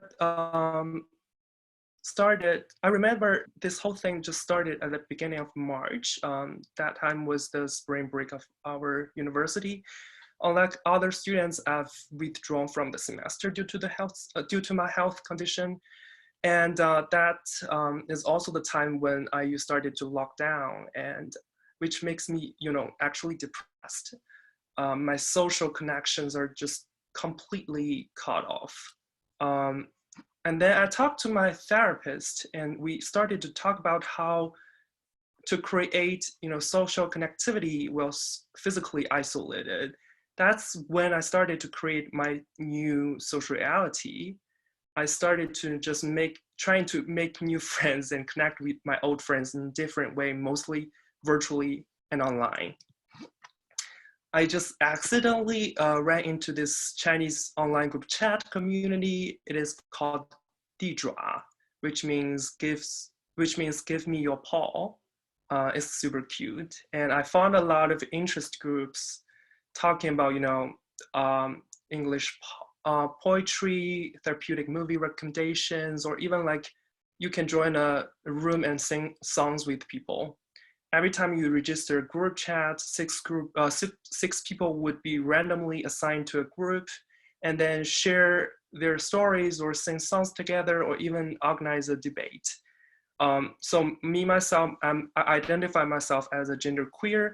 I also found it to be exclusive, just as this picture on the right side. I made friends in this LGBTQ chatting group, and now it's like every day I talk to my queer friends living in Virginia, Australia, almost every day. It is pretty amazing. Besides, I also recall that ever before I came to the US, as I was practicing my English with language partners I found online globally.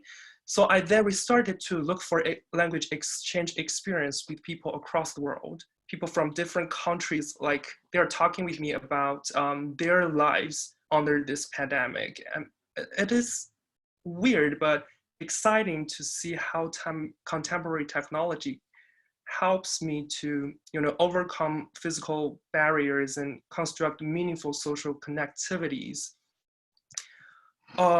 This is my older friends. We were just having a Zoom meeting. My old friends started to have various Zoom meetings to hang out with each other. We share our stories, and also we learn how people are dealing with the pandemic in their cities. So while I was talking to them, I was mostly interested in how my home country, China, flattened the curve according to their data in such a short amount of time, and how their home life would look like.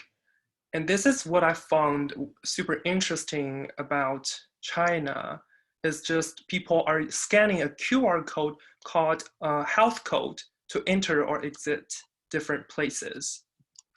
So it's like whenever you enter or exit your complex, go to your workplace, or even take a bus, you would have to show this QR code to the security people or the bus driver. And if you came from somewhere severely infected, your QR code would turn into yellow or red, and you won't be able to go anywhere freely unless you self-quarantine yourself for a certain amount of time and wait until the code to go back to green again.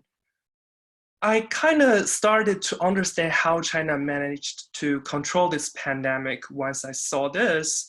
I'm slightly glad that people back in my country would be able to stay safe and healthy, but mostly I'm kind of astonished or even shocked.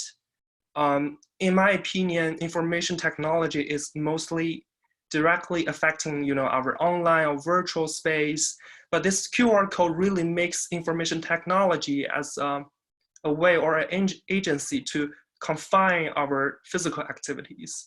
I'm panicking about how personal privacy has been taken under control by the government.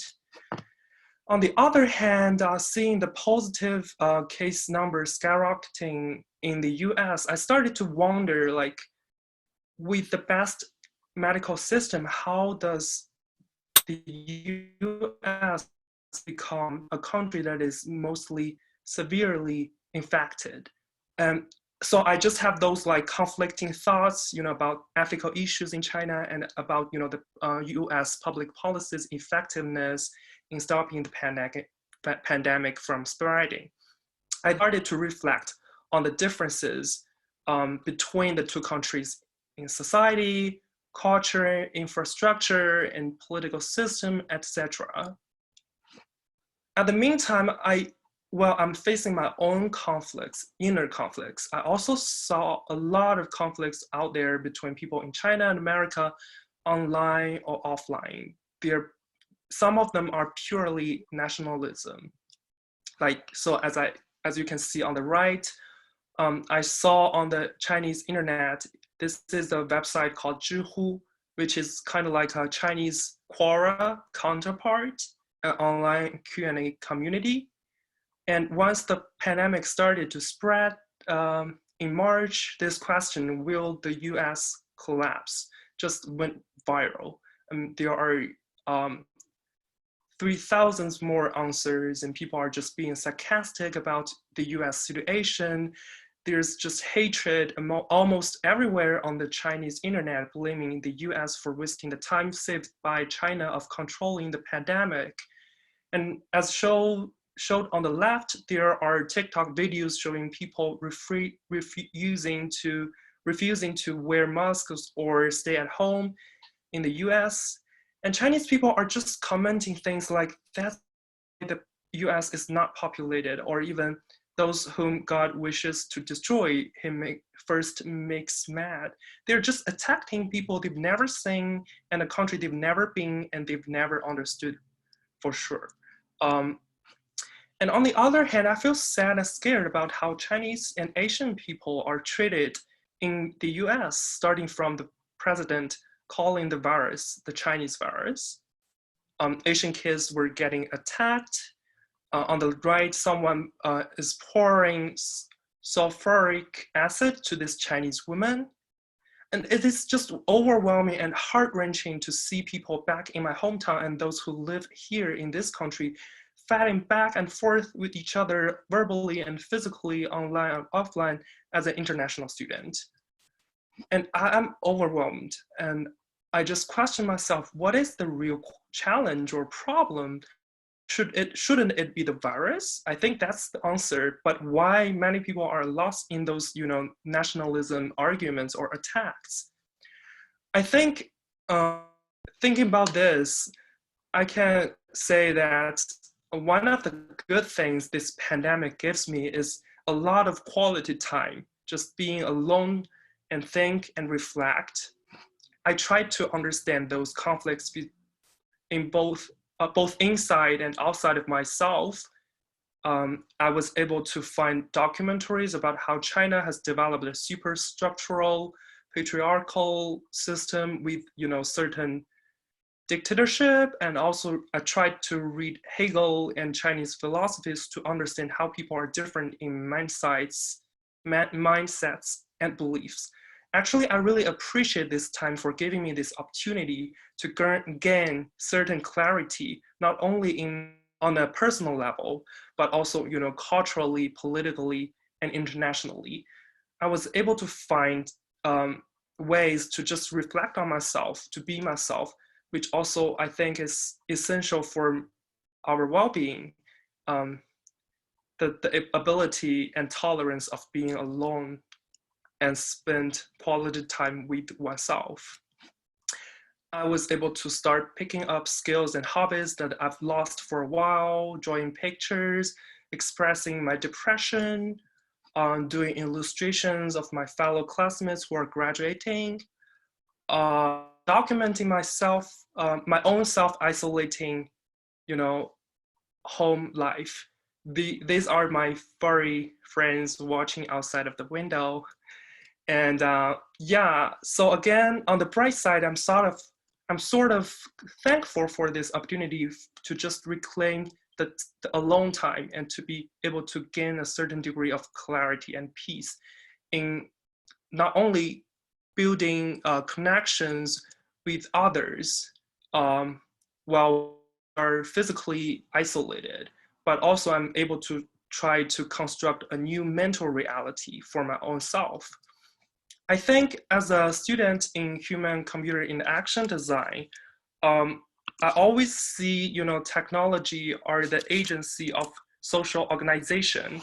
I hope that we can really take some time to rethink how contemporary technologies can help us to overcome physical and spatial barriers and to reconstruct meaningful social connections and home life, to help us to be alone together, to stay connected together, and to witness the historical moment, this pandemic together.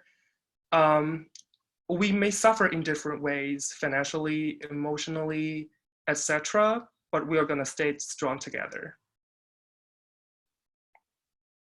Yeah. That's all I want to share. Well, that's a lot to share.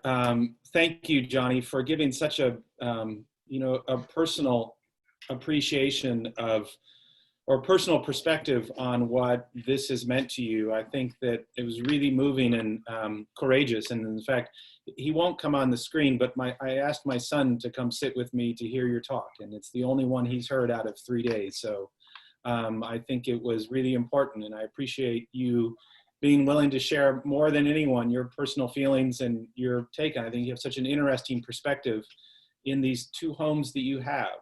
And so just thank you. We got started a little bit late, and so, and thank you, Rosemary. Sorry, I just kind of jumped from yours into the next one, but thanks you, Rosemary, for your great talk. We just have about 5 minutes left. I want to end on time. I know we, just to be mindful of folks' schedules.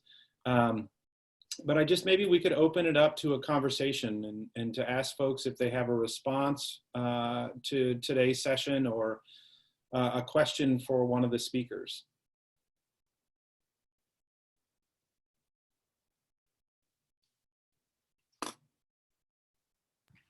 I have a question for Johnny. I was wondering, what are some of your ideas on how technology could help us restructure our home life? I think just as I shared, so mostly what I shared about is like online communication technology. And what I found most interestingly is that there are less barriers for me.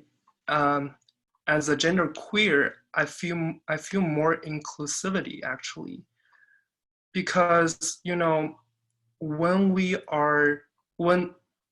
go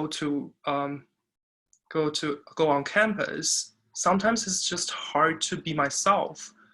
You cannot even find a restroom that is suitable for you, especially when I'm dressing feminine.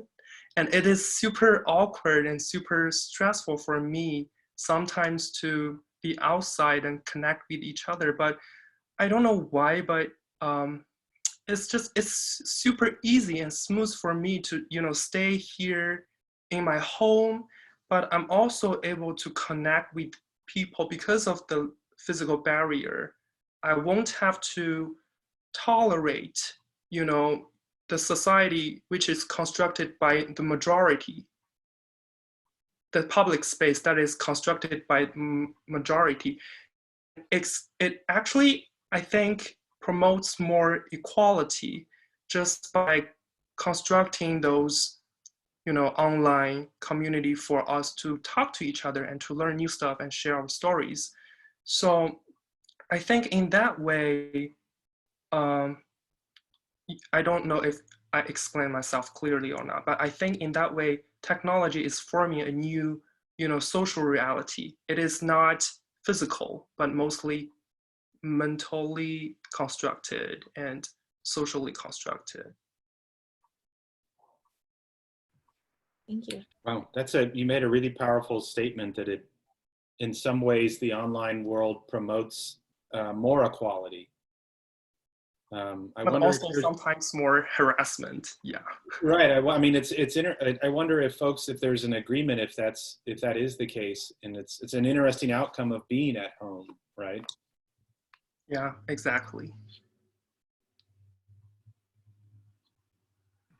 Well, we were talking about how now the Supreme Court is open online, right? I think that's an interesting example of there's more openness through technology. It's just a different way to engage. Yeah.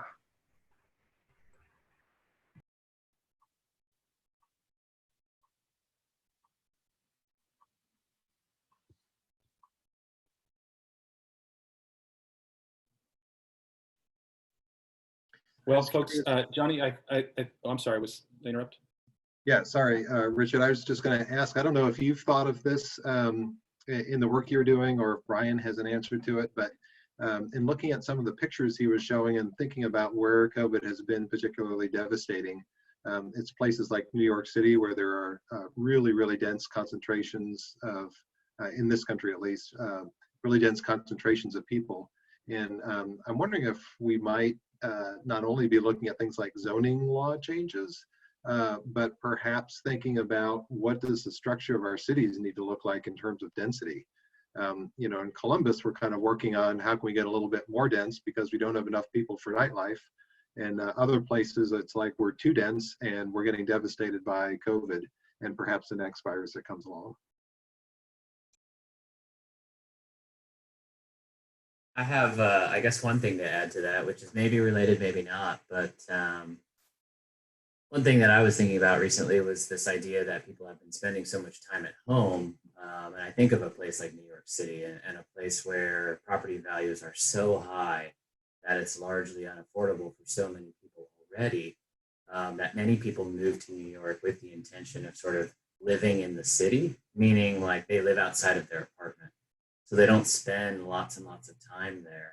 And now all of a sudden, out of nowhere, they're forced to quarantine in the place that they maybe don't even love in the first place. So I wonder what sort of impact psychologically that could have on people who maybe are already struggling in a place like New York, and then having to be even further confined to the place they live. So I don't know that that really addresses the issue of density, but I think it might be a perception thing. And I think maybe there might be a little bit of a backlash to a place like, you know, cities like New York where they are so dense and so expensive. And I wonder if maybe there is an opportunity for, I don't know if opportunity is the right word, but places like Indianapolis and other cities that don't have the density that we really need, but still have some idea of affordability. That kind of plays into that as well, and plays into the minds of the people who live in those kinds of situations. I wanted to say something. My son is an urban designer, and he has created a not-for-profit group that deals with doing things differently. And I just put the link in. It's called blackspace.org, and how we can redesign our cities to be more inclusive, to be more environmentally friendly, and to think of things differently. And as far as the social and technology, we have found that, and I used to teach technology at Broadriver High School, and it was very hard to get people to get into the opportunities and that you could do through technology. And what this pandemic has done is shown people all the possibilities of working from home, of connecting with people. We have weekly family meetings because my son is in New York, one is in Connecticut, one is here. We have meetings every week to connect because my Justin actually had gotten the virus, and in February before people said anything, and his cat ended up dying, and then he never had it confirmed, but when his cat died and when the big cat at Bronx Zoo died and they connected the two, we realized and had it confirmed that he had really had it. And so, you know, it's just created a whole new dynamic of interacting with your family, friends, you know, being able to teach, to be able to reach out, and showing all the inequalities that have existed and the holes in our society. Thank you, Joyce. And I'm going to let you have the last word on that discussion, just to, you know, officially end the talk, close to being on time. And like Ken, you know, Justin is amazing, and I'm going to put a link to, we did a program with him last year with Daylight. And so thanks he does such interesting work, and thank you. And so I just want to thank again all of our presenters for being here and giving such great talks, for leading us off, Mark and Rosemary and Brian and Johnny. Thanks so much for your inspiring talks. Gave us a lot to think about. Thanks to folks for attending. Yeah, Jan, there's the give the clap is the best that I can do. Oh yes, thank you, Joyce. I knew Justin had recovered because I follow him on social media and see what he does. So sorry I didn't ask that, but yes, he's recovered, right? So thanks everyone, and thanks to our supporter, Central Indiana Community Foundation, for making this possible and free and open to the public. We have one more session tomorrow on food systems. I hope everyone will come. And then it culminates on Friday morning with Rick Valicenti giving a kind of recap of the week. He has a challenging job to put 8 hours of conversations down to 30 minutes. And so we're working on that next. So I just again want to thank everyone for coming, and we're happy to hang out and continue the conversation, but I think we'll stop the official recording in the official program now. So thanks very much, everybody.